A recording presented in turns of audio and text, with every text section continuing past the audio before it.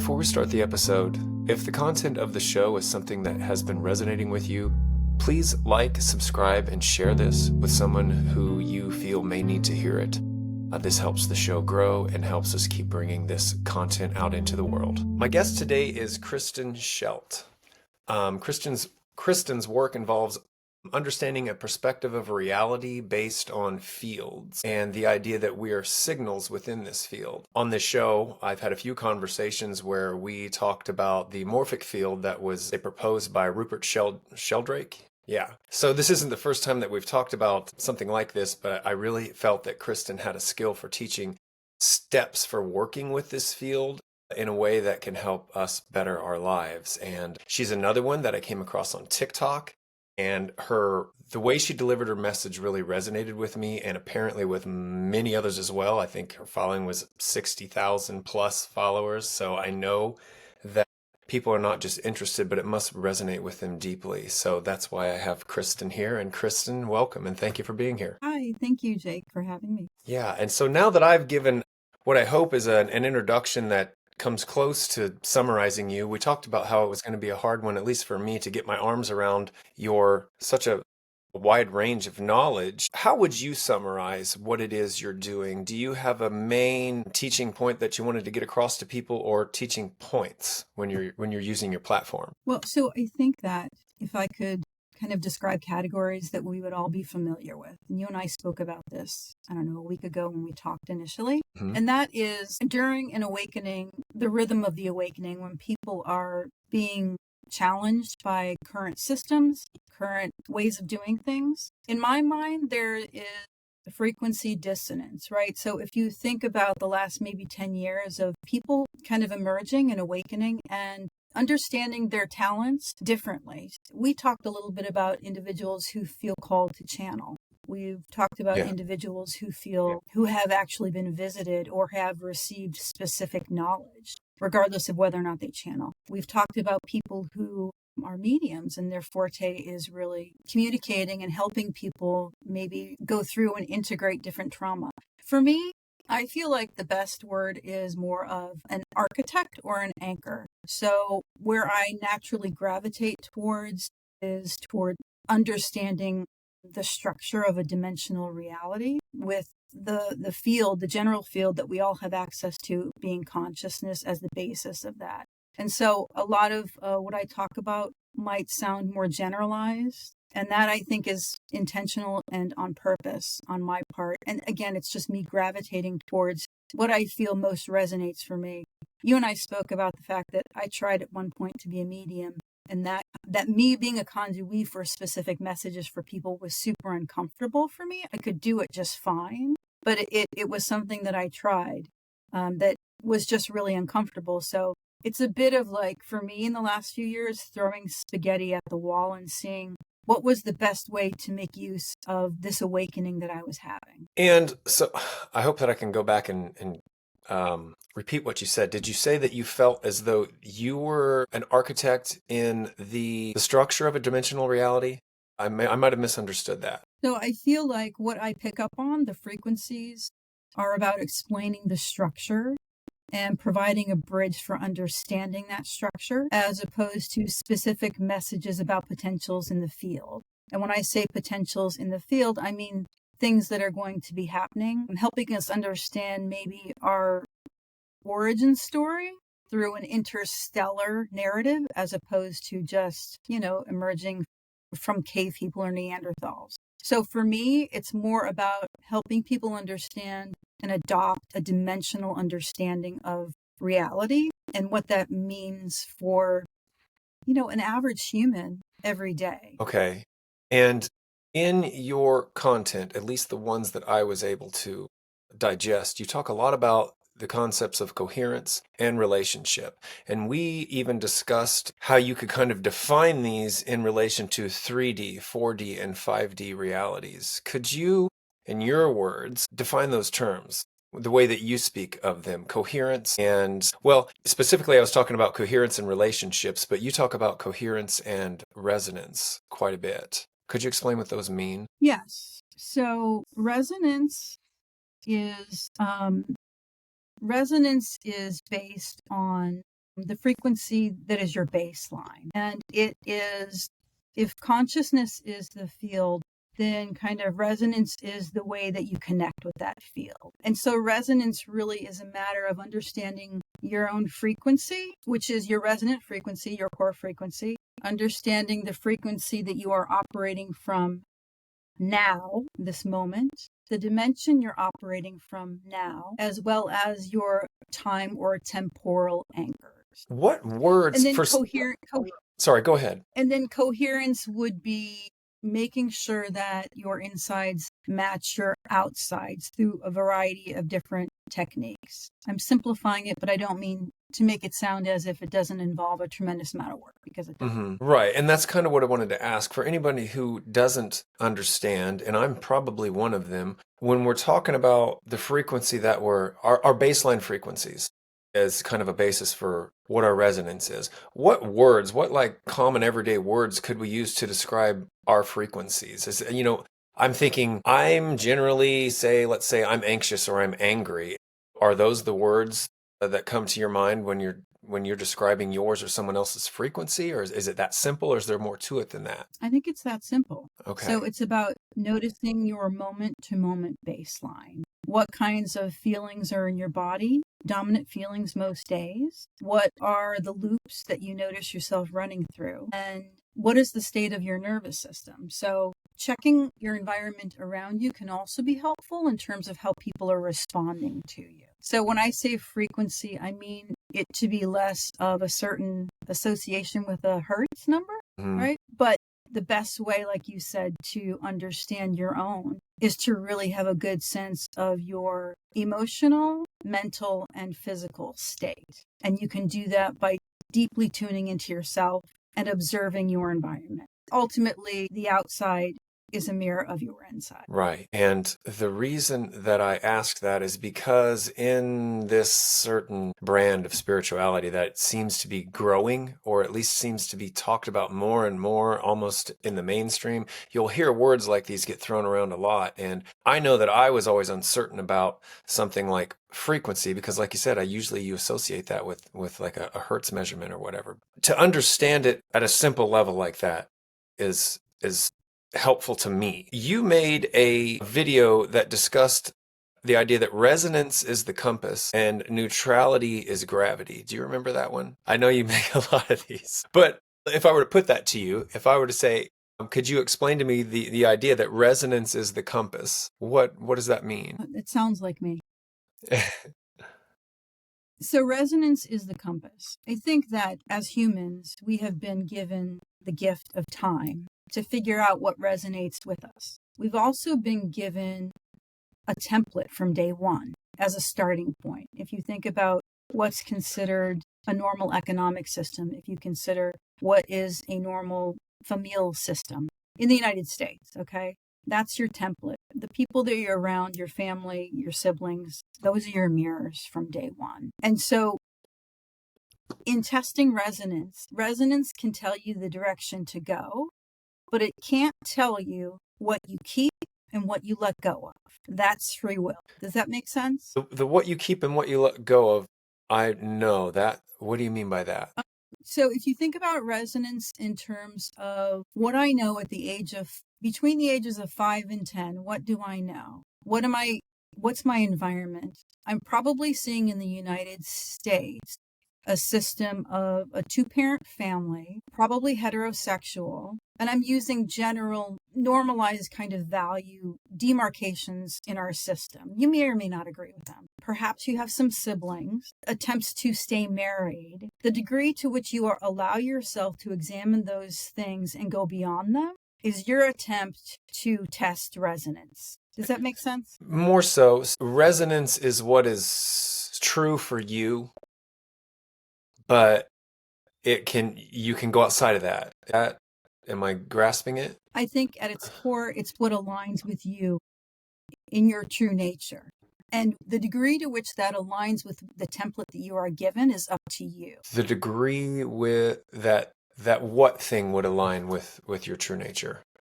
I'm sorry, I told you I was going to ask some questions. No. Heterosexuality. Okay. Right?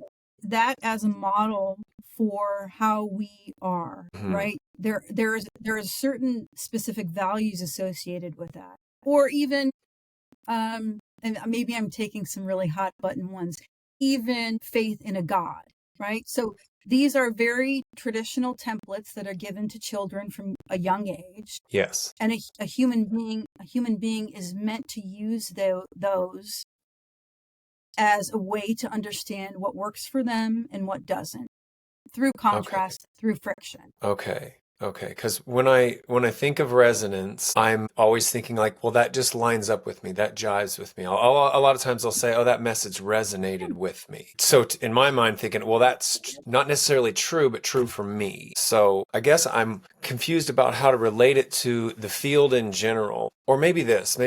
What is coherence in relation to resonance? Coherence is aligning with what are the core frequencies or core resonance for you, right? So for a certain time in my life, I might resonate with church and a very kind of traditional Christian way of looking at the world. And at some point in time, I might have the license or the freedom to challenge that, right?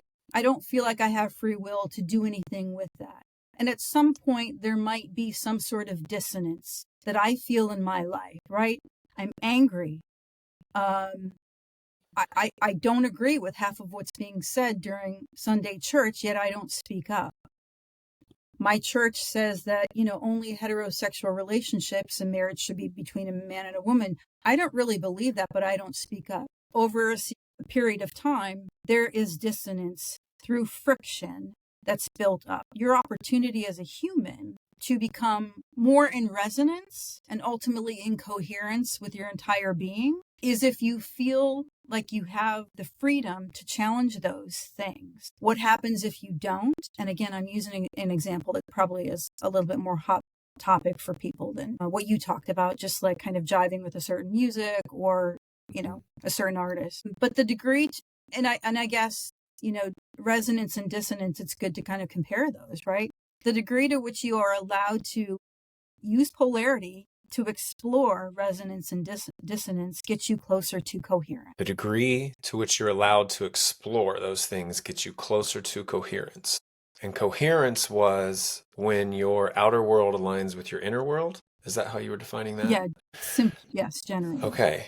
I find this so interesting now because you talk about dissonance and the world, the field, if I want to call it, I guess the morphic field, I don't know what name to call it, seems to have so much dissonance in it, but dissonance between individuals. I mean, maybe on the individual level, a person feels dissonance within themselves, but my daughter actually, she was asking my wife, like, why is it so difficult to feel happy? Why is my baseline anxiety? Why is it this heaviness? And I didn't have an answer for you, but I said, it's possible that it's not even really your anxiety. Like there's a theorized morphic field that we're all connected to. And it seems like the world is feeling more of these things that you're feeling all the time. Fear, anxiety, whatever comes along with feeling oppressed and lied to and all of these things. What are your ideas about that? How much of that influences us just because we're swimming in this field? Right. So definitely there's a collective consciousness field that contains a lot of very well developed belief structures,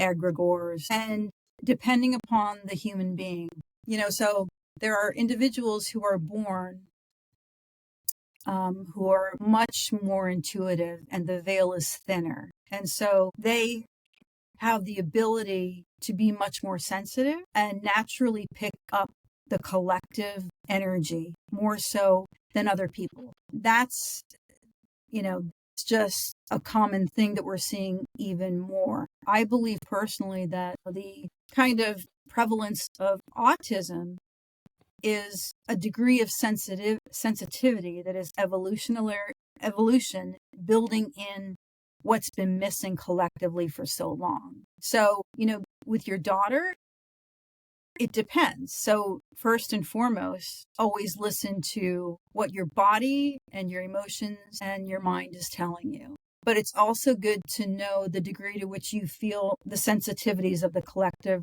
in order to distinguish what is yours and what is not yours. others. Do you have any suggestions about how a person does that? Because I think there are a lot of people who probably are experiencing that and not knowing that's not mine. That's not my energy. I'm picking up on it. And Right. I say that because I highly suspect it with my daughter. Is that part of your personal experience? Do you know that you're feeling someone else's? You don't have that, or you do? I do not. So Uh-huh. I have done a substantial amount of work on my astrological chart. I have overlaid that with Myers-Briggs field transmission. And when you talk to Wendy Roth, she probably would have already typed you before she comes on the program. And so I know what my field holds. I have a better idea than probably most people of what my core frequencies are from as reported from, the kind of cosmic arrangement through which I was born, which simplistically speaking is your, date, time, year of birth. And then also I have the advantage of having, knowing that I'm an ENTJ, which is a Myers-Briggs way of saying that I am extroverted sensing, intuition thinking, I'm judging, and there's one other one. The nickname for me is the commander. I am not an empath. I am a sympath. So I don't feel what people are going through, and I don't feel the collective the way that a lot of INFJs do, or people who are born with frequencies or demarcations that are much more sensitive. So anyway, I'm giving you a long, drawn out explanation of how I have come to know myself. And in part, I think that's the answer to your question. And for your daughter is to know yourself. What is an INFJ? An INFJ it's a subtype.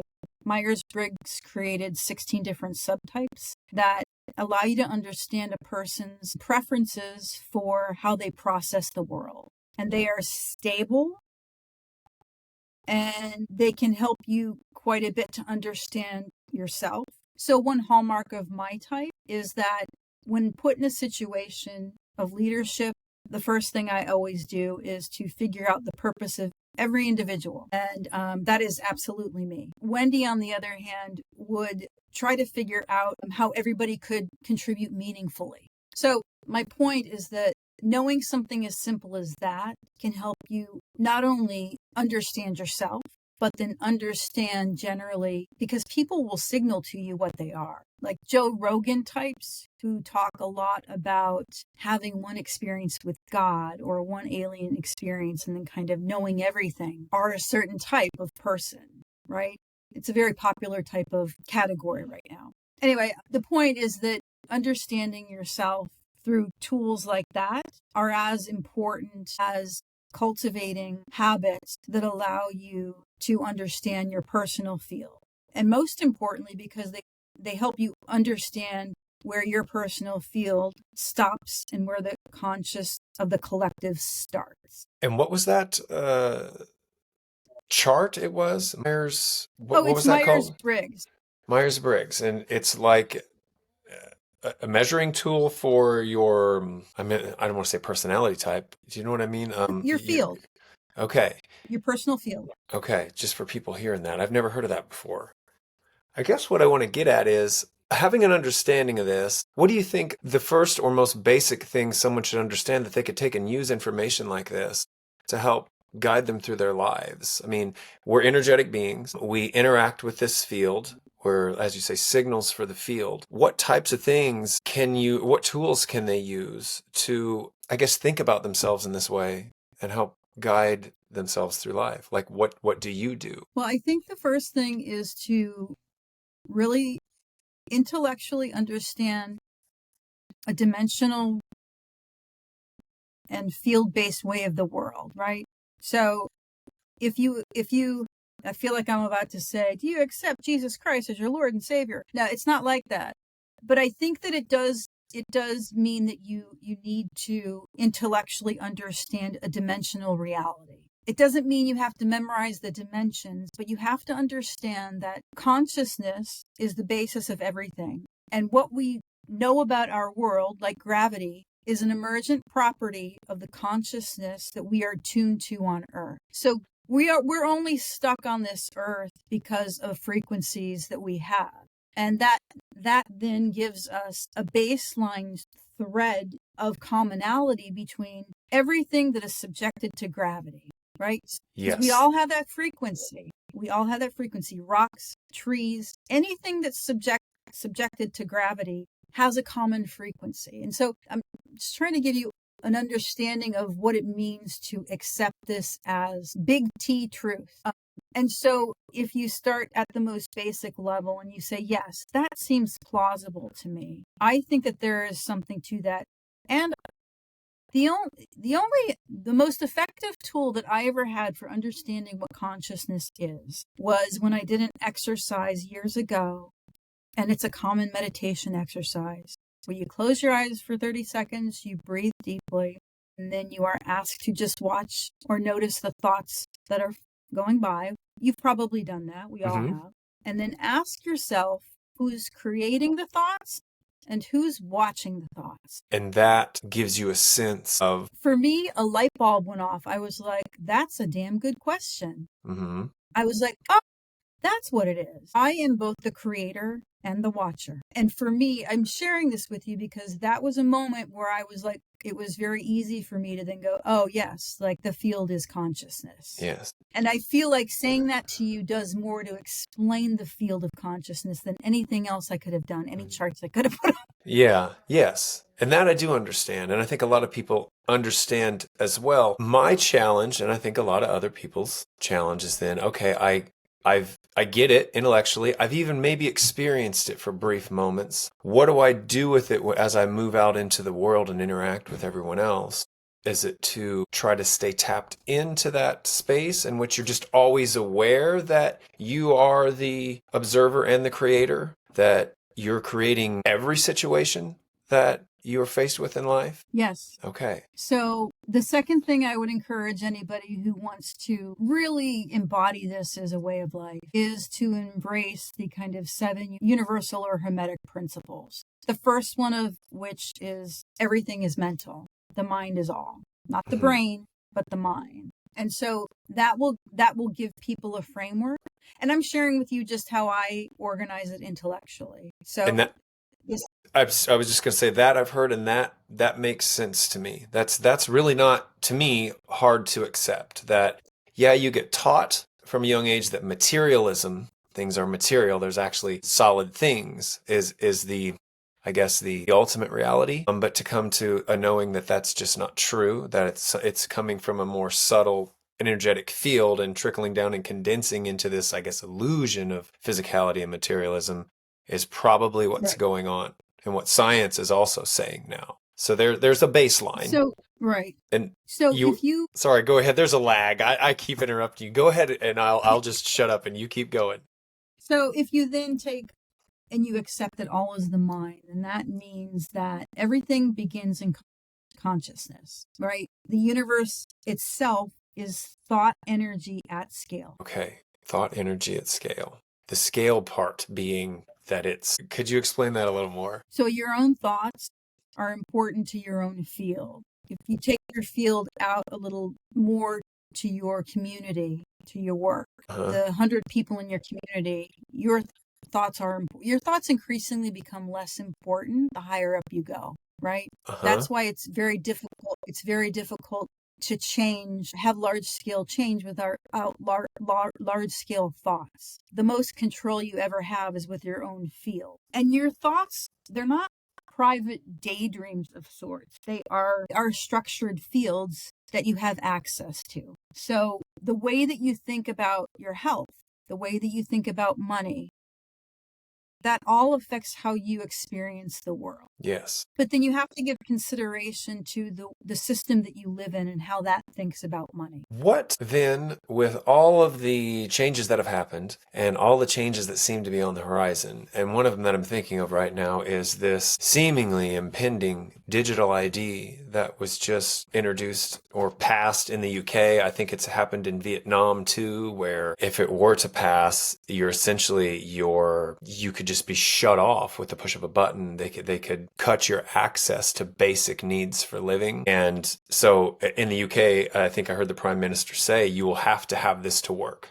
It's voluntary to get it, but if you don't get it, you can't work. So if you can't work and have money, you can't feed yourself. So it's not really voluntary. It's impossible to, I guess, exist in society without it. And I guess my big fear is that we'll be faced with a choice of taking this thing that I'm sure Christians would call the mark of the beast, not be able to buy and sell or work without it, of taking that and entering into a prison planet of unimaginable scale, I don't know, or resisting it and dealing with whatever that may bring. So where does one, I don't even know how I'm trying to put it. What kind of space do we hold in the face of that energetically? So if you're talking about this, it's an ID, you said? Yes, digital ID. Yeah. So, I mean, yeah. So there's a personal and a collective consideration point, right? There will be a natural cause and effect if you decide not to adopt it. And I don't think we need to, I'm not trying to say we can think our way out of these things happening, right? But there is also a collective energetic point in which if there were enough people who didn't want to put up with this, that you could affect.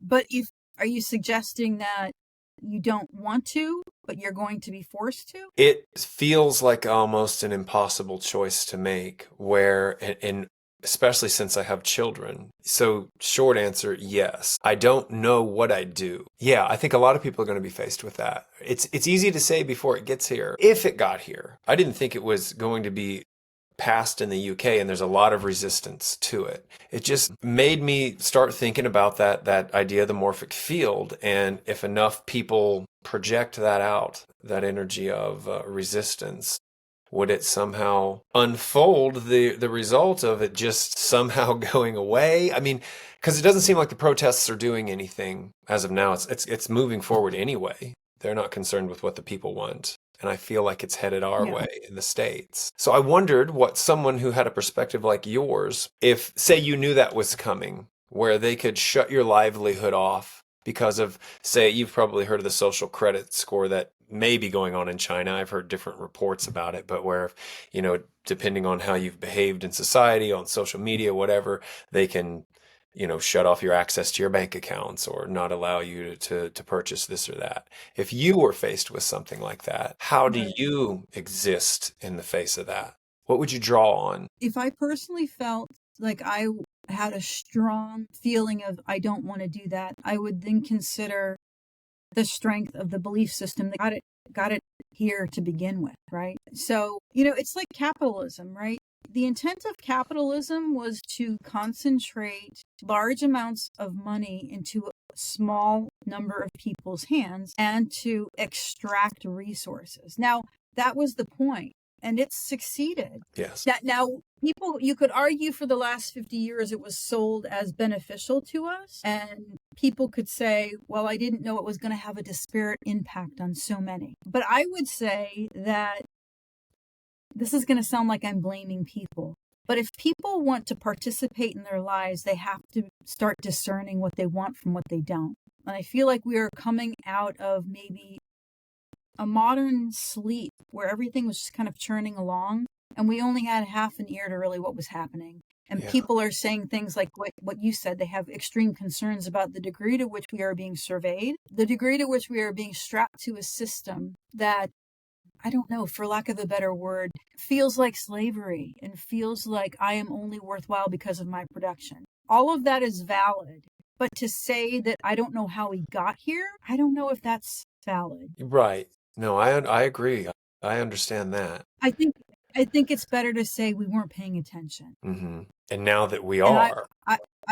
yes, and I put myself in that. But here's the thing. I also feel like the man behind the curtain nature of programs, whether it's Palestine that woke you up, whether it has been the most recent 2 years of the insinuation of really nefarious things going on in the United States government, or it was Africa and the linking between, the technology that we are using right now with the human suffering. Mm-hmm. What can we say? It was happening. Are we more aware of it? Yeah, 100%. Is that an excuse? Not necessarily, but technology has warped time and space, right? Technology has brought us these stories to make us aware. Yes. And so the dissonance that we're feeling, the friction that we're feeling, is meant to affect people on such a deep level that there is the possibility of collective thought that changes things on a very massive and at scale. So how does that, without trying to spiritually bypass and just be like, oh, everybody sit in your room and like, be coherent and just, yeah, because I hate that. Like, yeah, the most divine thing, in my opinion, is work on behalf of something you just realized or something you just found out, right? But yeah, I think all of this hope, shit moment for a lot of us is by design, because people are waking up at such a rate and so deeply, right? yeah, We're seeing things that I've never seen before. I'm communicating with people, in Africa this week.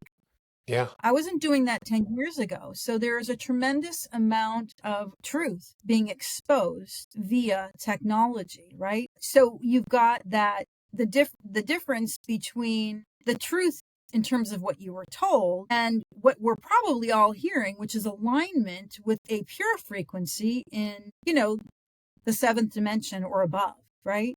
Because that's really where dissonance comes from. It's listening to ourselves and or feeling something when we are being given information and then not seeing it reflected in the 3D, right? So that's the springboard for change. I've gotten a little off topic in terms of the IDs. No, not But really, because I wanted to know your perspective of it in relation to this idea of the field and how we're signals in the field, and even yeah, hopefully maybe you would have some practical wisdom about what do we do in the face of that. I didn't know if you might have yeah. something that clicks with you, is like, oh yes, there's this that you could do because we are part of Yeah. this, field, and we could affect it in I some manner. So I participate in activism, and I feel very responsible and very good about the choices that I make to participate in, going to whatever. The other thing I do is to maintain a coherent signal as much as I can, because here's the thing. I think that does matter more than we know. And so what we're seeing is a contrast to what we thought, and we're all having extreme reactions to it.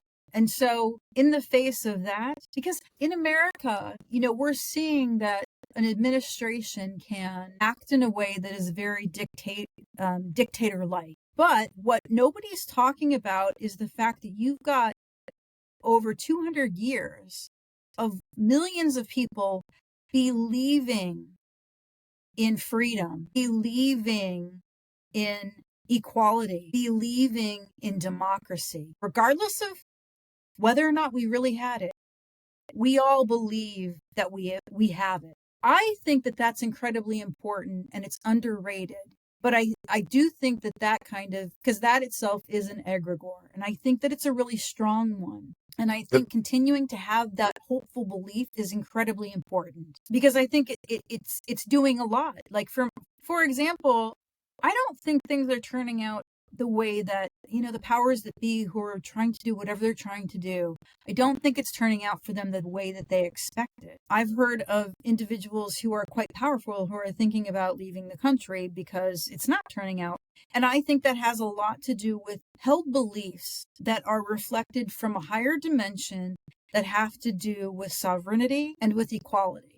And so how does that translate into what we should be doing every day? I think people need to discern kind of where they're putting their energy. I'm not a person who believes that you need to remain neutral, especially when we're faced with what we're faced with right now. Yeah. So, Well, thank you. And I ask that because I've always been torn between the idea that all you can really do is care for your own space.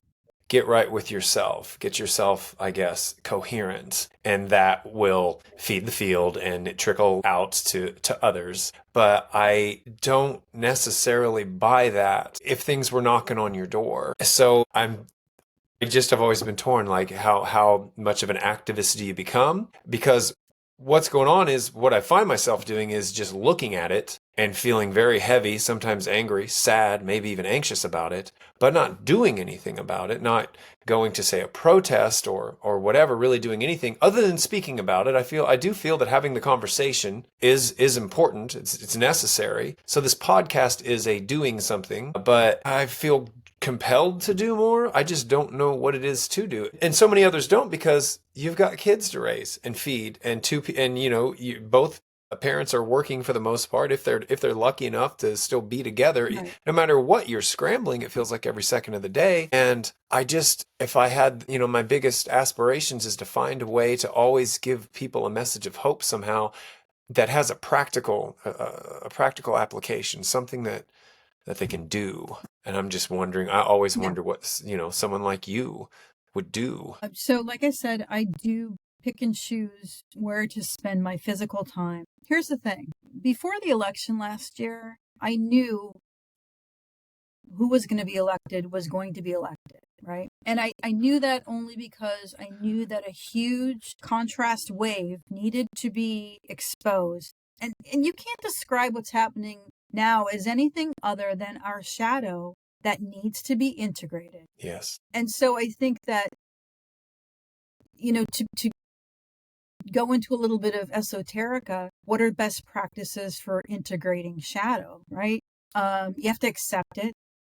You have to know that it has value. You have to understand the lesson. And so if you could think about the degree to which we as a collective nation have to do that, and we're probably at the very beginning stages of that. So yeah, I think there will be a bit more of, I never thought the leopard would eat my face. Yeah. Going on, because Yeah. I was surprised this last weekend at how many, I guess for lack of a better word, white, older, privileged people were out, right? Mm-hmm. So if you look for it, I think you can see some signs that it's working itself through its system. It's like, it's like getting sick and you got to just go through it. Yeah. And you can't bypass it. Yeah, so there's a bit of a rhythm, because remember, we are also at the very end of Kali Yuga. And so we are at the very beginning of the inhale, the universal inhale, right? If you think about the universe as one great exhale, it starts with a thought, who am I? I am. And you think about us as the most condensed version of the universe exploring itself. We are just at the beginning of it starting to expand. There is an unstoppable component to this that nobody can change. Yeah. What I've seen in the field is 7 to 10 years, huge strides. In 50 years, much bigger strides. So, past my lifetime. But there is a momentum, I believe. And again, if you don't understand the rhythmic nature of the universe, you would think I could stop this. There is an unstoppability to this inhale, this expansion that is just going to happen, And we're in the That's inhale not an now. excuse. They're at the very bottom of the exhale, the very beginning of the inhale. So, and I'm sorry, I've heard of Kali Yuga, but not to the point where I explored it and understand it. Could you explain that, the Kali Yuga, and what it is you're talking about with the inhalation and exhalation? Yeah, so there are 4 different ages: gold, silver, bronze, and iron. Iron is associated with the densest time in terms of, 3D, the 3D realm. And we are in it at the very end of it right now. And what we can expect, just by virtue of the universe operating in rhythms, is a gradual easing and a raising of the frequencies. The degree and how fast that happens depends on us. But it's going to happen. Is it going to take, it'll be thousands of years, and we'll finally get back to kind of, we'll finally get back to kind of the Atlantis time period where, we had lighter bodies, where energy was more shared. With us, it's very easy to lie, right? We've got language, we've got nonverbals that allow us to say the opposite of what the truth is. There are times coming in thousands of years in which that will not be the case. There's a natural 3D creation, 3D biology that will happen. Again, our bodies will get lighter. We will not communicate so much in terms of voices or words. It will be more telepathic. But yeah, so we are at the very end of the Iron Age, and now we will go back through the Bronze and the Silver and then the Gold. So then an Atlantean age, when let's say even when Atlantis was at its peak, would that be Yes. the depths of the inhalation? Is that how that model is expressing? The end of Yes. the exhalation is a dense time, like it seems that we're in Yes. now. And so it's been so long since collectively we've experienced this that we even we relegate It's a that to fairy myth. tale, right? Yeah, we don't Yeah. even like maybe Atlantis is, we've treated it like it's a myth, but it's just that far away from where we are. We're on the other side of the wheel. Yes. Okay, Yes. very interesting. And you said earlier Yeah. So that, go ahead. I was going to say, if you think about current times, only what, 2000 years, 2025, right? Huh? Like, this is not anything, Yeah. That So it just gets so easy to get lost in that limited perspective that, yeah, we were such a tiny blip in the grand scheme of things in terms of time, for sure. It does, though, sound like you're insinuating that it's a cycle that's always going to be, and there's not really anything to fix, in essence.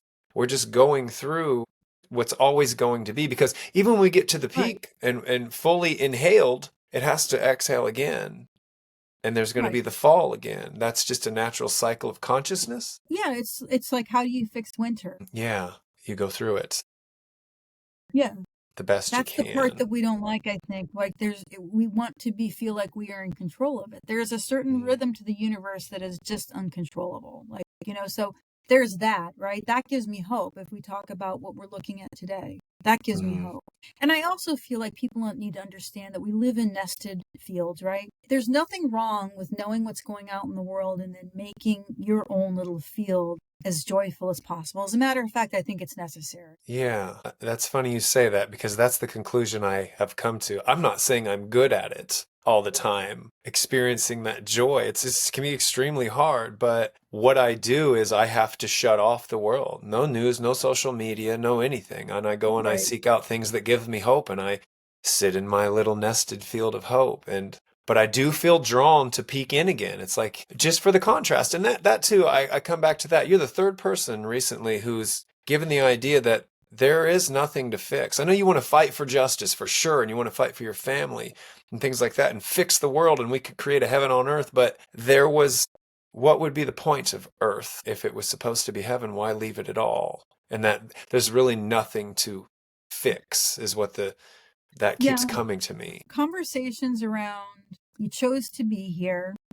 I try to avoid those, right? Because it Hmm. sounds like you're blaming people. You're blaming Yeah. people. And so I don't even like to talk about that. But I think that there are pockets of general populations that are going through something that they are meant to go through, right? It doesn't mean that we shouldn't stop harm Yeah. when we can. But I have released any guilt or shame associated with feeling really good about my life and my family and joy. And I feel like we're all at that point, right? It's taken me a few years to just kind of wrap my head around everything I'm seeing. Because, this is the first time that a lot of us have primary information from our phones about things that are happening. Hmm. Right. And yeah, so I'm getting to the point, I think, like you, where I'm not accessing the fear and the shame and the guilt the way that maybe I was expected to. And I think that that is an integral part of it as well. Like, that is maintaining coherence. Yeah, to guard it, to consciously guard it, because I've Yep. been accused before of being irresponsible. Well, don't you want to, you're a citizen here. Don't you want to know what's going on? And you need to be educated so you can, I guess, go out and vote for the right person later or whatever. That's just irresponsible to ignore it Yeah. all. And I'm like, I have to. And I think, I hope I'm in the majority. I don't know if the majority of people feel that way. In my little nest, it feels like it because that's what I surround myself with, or people that do feel that way, because that seems to be the only way I can exist and keep my sanity, is to believe that there's plenty of people out there feeling that way. Yeah. And I feel like when you allow yourself and your family to ease into that rhythm and to not access or kind of dig in with the worst feelings or the bad feelings, I feel like you are one step closer towards coherence because you are aligning with the rhythm. And so somebody who comes after you and says, you need to go do this and you go do that. When I say understand your own field and understand their own field, right? It allows you to discern what you take and you absorb and what you don't. And that can help you create a lot more resonance towards coherence. Part of it is just us trusting ourselves. That sounds like another thing I heard you say, and I think that that's helpful for people to hear because maybe they could then apply it. This idea that you should have compassion for those who operate from a frequency of violence. Those were, I don't mean to put you on the spot, but I'm pulling your own posts from there, and that one really stuck with me.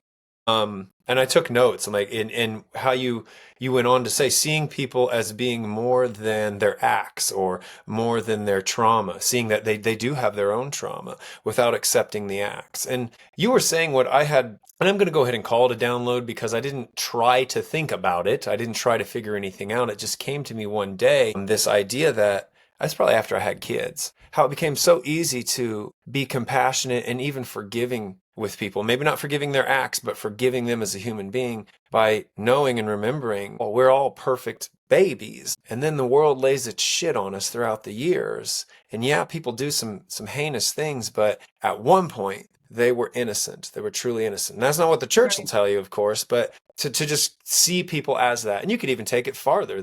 At one point, they were just a pure being of light and absolute love. I mean, that's when you're in the space to feel that and use it in life, and it can affect how you feel and maybe raise your vibration. That's great, but sometimes it's even impossible with that tool. Without oversimplifying it, the most compassion you can have for another human means loving yourself. So saying, I understand your backstory, but you can't do that, is the most compassionate thing you can do for somebody.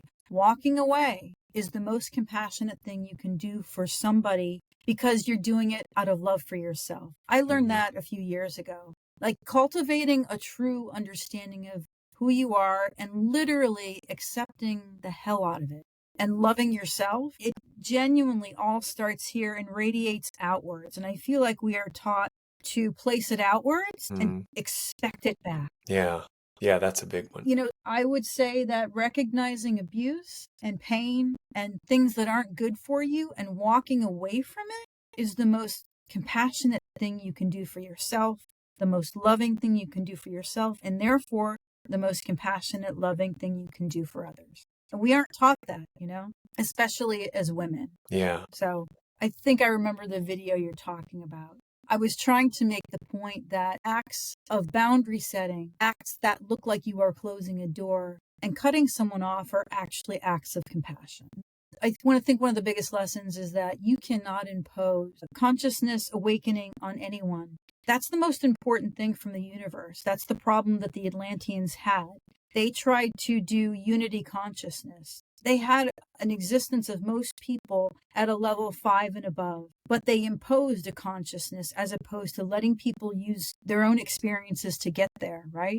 That's the most important thing. Individuated consciousness makes it impossible for me to tell you, follow these 10 steps. What I can tell you is if you follow generally the 7 Hermetic laws, if you cultivate love and respect and boundaries for yourself, you kind of can't get it wrong. How that happens in your life, that's another story. You've mentioned a few times, like right there, level 5. Are you talking about 5th dimensional existence? Is that what you mean? Yeah. I guess I should ask. Dimensions. Okay. I always like to have people define those because every time they get brought up, I think it's very vague for people, a lot of people. I know we're familiar with 3D. Even, 3D existence we're talking about down here, this dense existence, but what does 4D and 5D mean to you? And earlier you said you thought something was from the 7th dimension was informing this awakening that seems to be going on. So how do you define those dimensions? And let's even start with 3D if you think that there's something that people might not quite grasp about 3D. So just a few caveats. Number one is that I know it's easy to think about the dimensions in terms of places you can go, but they're, and I will say, if that's easiest for you to do, then that's fine. But they are also frequencies you can access. People are I want to go here, I want to go there, I want to see the angels, everything else. These are frequencies you can access. There are probably also places that have more of a space, location, and time markers to them, but I'm not sure. So the first dimension is the singularity. It's a seed. The second dimension is a line, right? So it's the push-pull. It's the polarity.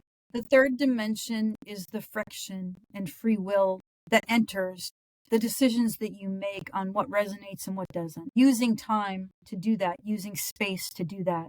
The fourth dimension is a bit of a transitory place. It's prolific after our bodies die, and it is the place where your story exists. It's the place where your emotions exist. There is much more of a prominent lower dimension that can trap us here after we die. If we are tied to those stories and emotions that are fear-based, the fifth dimension is, so if the third dimension is you living your life, and the fourth dimension is the story over time that helps you understand why your life is meaningful, then the fifth dimension gets us back to, I'm not just separate. We're all, the separation is illusion, right? The sixth dimension is mostly a dimension of energy, geometric, I guess sacred geometry, where archetypes live. The seventh is a place where these universal hermetic laws live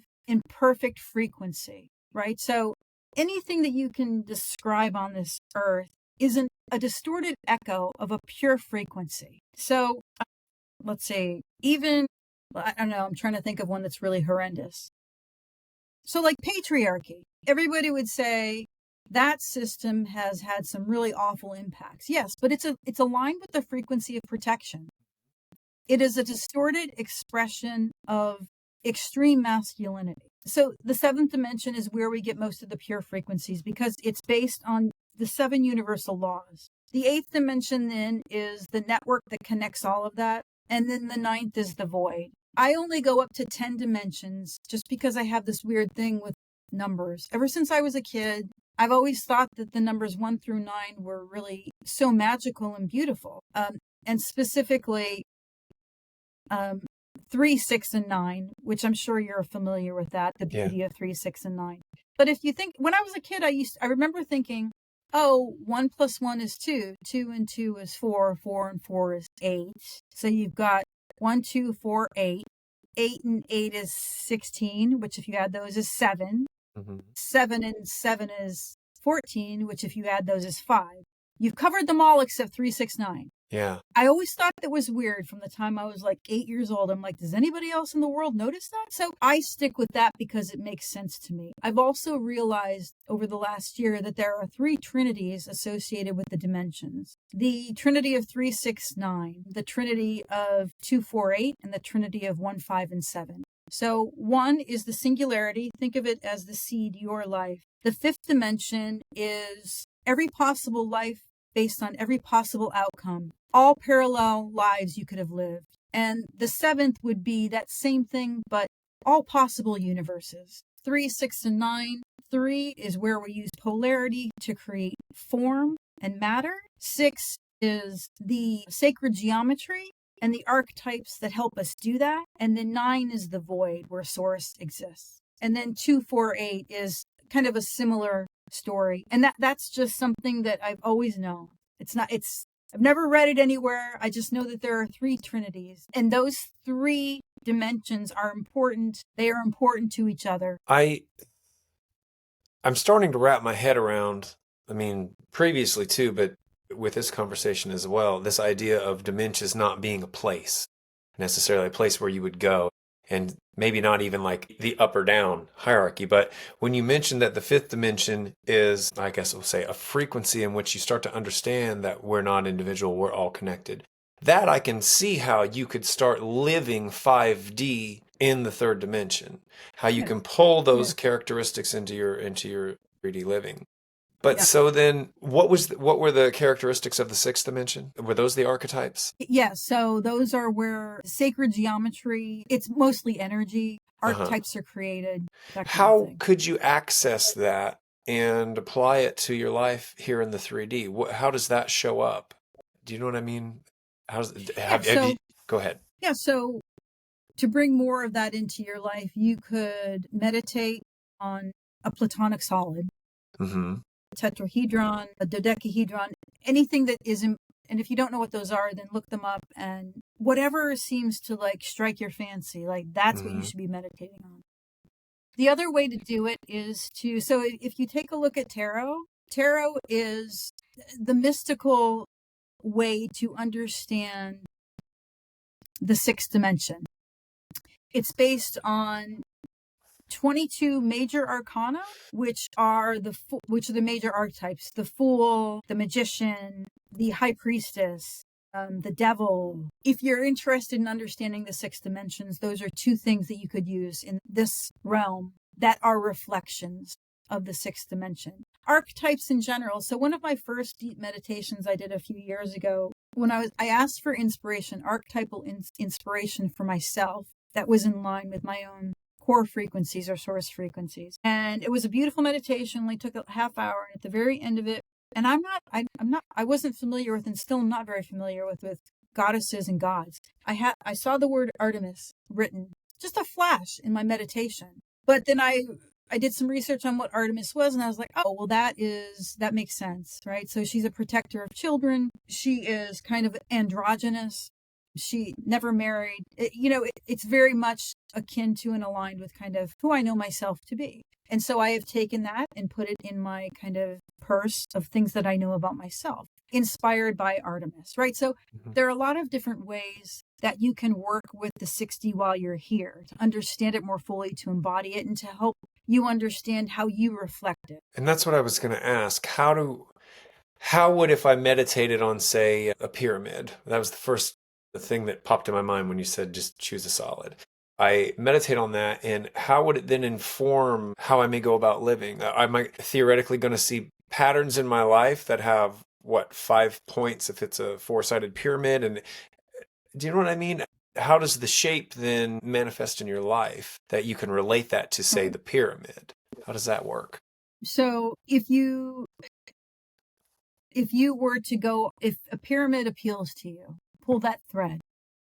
So if I were you, after this, I would go and look at the significance of what a pyramid is in the third dimension and in relationship to the Platonic solids. What you're going to find is that it's not the 3D. I think it's the 4D. I think it's associated with the 4D.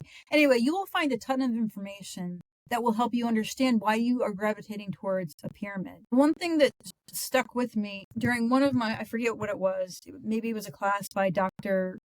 Robert Gilbert, who was trying to help us understand how two-dimensional symbols in our world are actually Platonic solids. And he used the example of a cross, like a Christian cross, right? If you were to fold that up, it's a square. Right. Okay. Yes. So I can't tell you exactly why a pyramid or a triangle appeals to you. Right. Fair enough. But there is so much important stuff about those pieces of sacred geometry. It's a wonderful starting point. And I promise you, the more you pull, the more you will find out about who you truly are. And that's because it was easy to see how you can pull the fifth dimensional frequency of, I see that we're all connected now, apply it in your life, and actually it gives you a sense of peace and strength even, and helps keep you grounded actually while you're in the 3D, and it's like a tool you can use. So I was just wondering then, is there a way to pull tools from 6D, but it's not so simple. It's not as simple as that. It sounds like it's something that, like you said, it's a thread that you would pull on and explore, and you're kind of going to have to figure that out on your own. Well, the Trinity of 3, 6, 9. So 3 and 6 are deeply connected. So I believe that the access to, the functionality of the 6D is most useful in the 3D. So archetypes and sacred geometry are very important to us and to other realms that operate primarily in a very dense space. So it's an important realm for us to explore. Yeah. It's just interesting to me that just the idea that's coalescing, that the dimensions are not other places that you would evolve to. I guess I don't know, become what am I trying to say? Like the rapture. Like, oh, I've evolved to a certain point and I'm moving on to the fourth, fifth dimension, almost like you're leaving 3D living and you're going to move on. In the beginning, that's how it was. And I was saying, I don't know if it was to you or not, I think it was, how a lot of these concepts, they felt so out there and almost unattainable, and like it was beyond me, but it's really just right here, and it's really rooted and grounded in day-to-day living, and it's as close to you as your breath almost. It's like you can try too hard and you just look right past it, something that was always here. And that's how that's kind of coming to me now, these dimensions. Yeah, and I don't think that we have ever been explained. We've never had things explained to us in this way, right?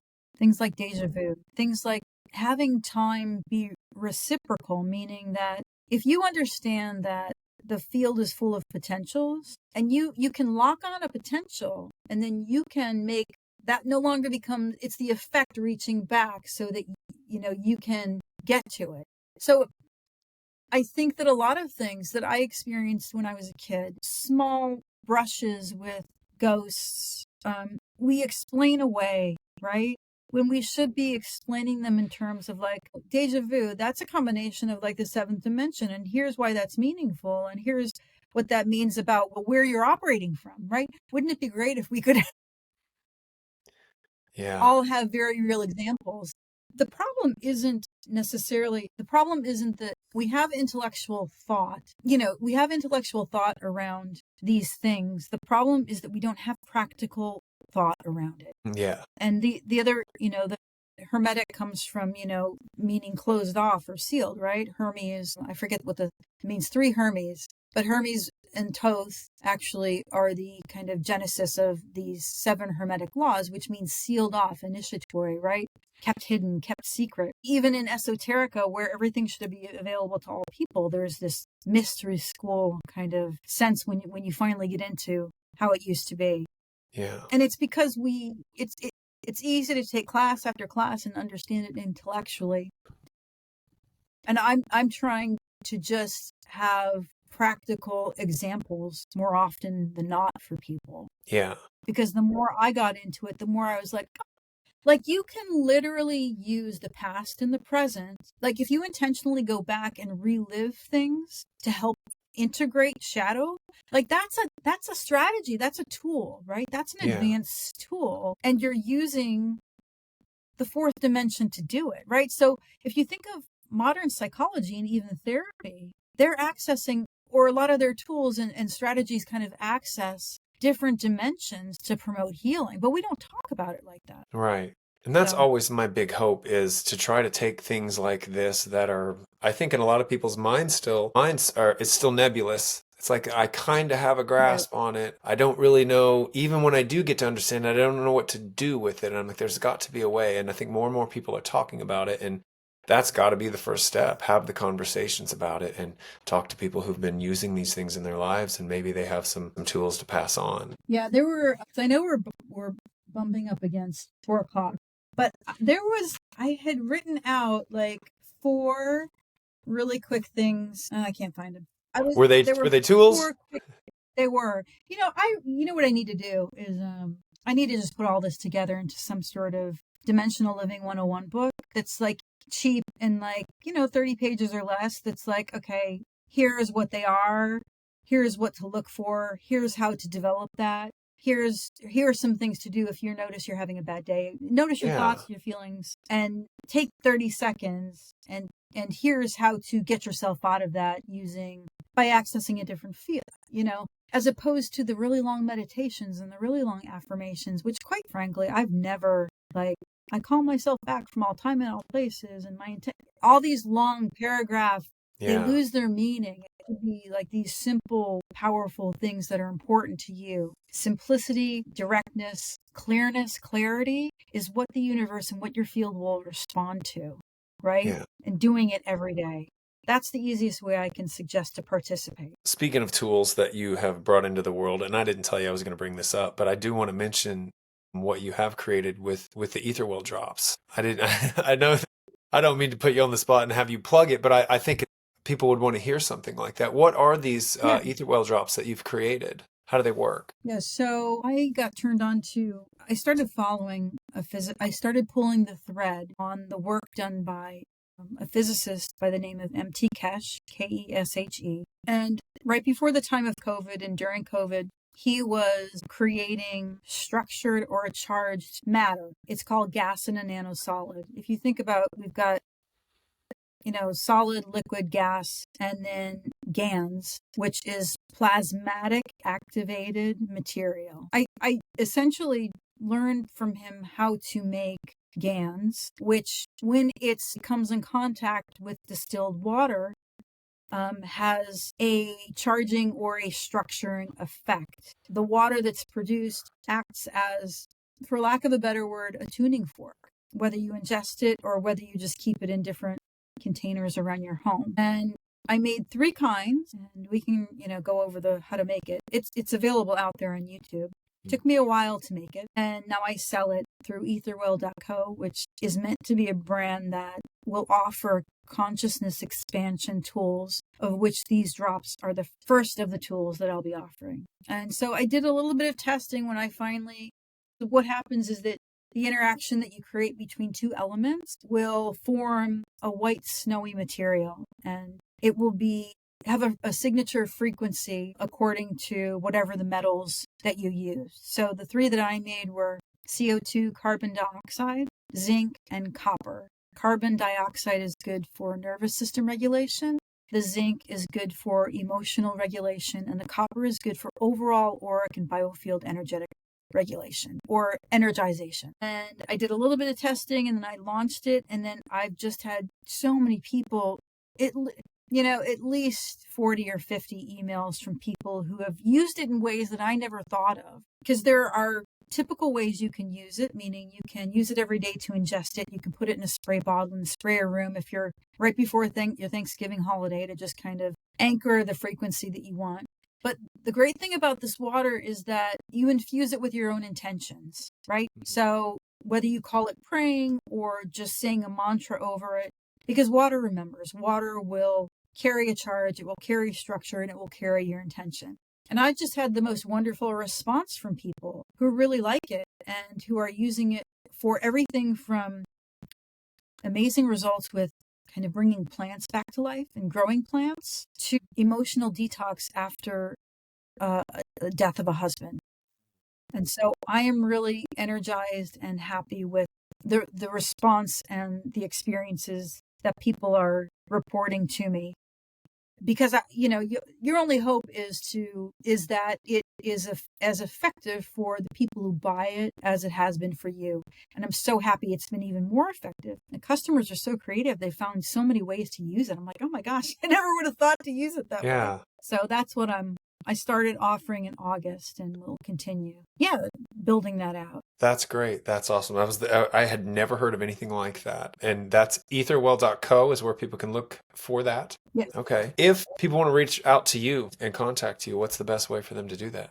So I'm on TikTok, and my email is on the etherwell.co website, but it's Kristen Schelt, my name, KRISTEN SHELT, the number 9, at gmail.com if people want to reach out to me. That'll be in the show notes. One more thing I have everybody answer before they go is, what message of hope could you give to people in this time? I think 2 things. The first is it's more important to visualize and create the future you want than to criticize the one that we have. So important to spend time doing that every day. And it's critical for you to cultivate joy every day. I mean, that's kind of a typical one, but it's so important now because there are so many times when we feel bad for everything that's happening. And for me anyway, I feel a tremendous amount of guilt, like I'm not doing enough. Letting that go, recognizing it, but then not accessing those kinds of feelings so that you don't block the joy that you get from whatever it is you get, I think is incredibly important. Well, thank you for that. Kristin, it's been a pleasure meeting you, and I'm sure I'll stay in touch with you. I'll probably have some questions about something later, but thanks so much for being on the show. Thank you, Jake. I'm glad that there are people like you who are taking up this effort. I think it's going to be an interesting 25 to 30 years. Yeah, I'm sure. It seems to be it's cooking now. So I already have some questions, and I'm going to just save those for me and you for now. But again, thank you, and I'll be in touch.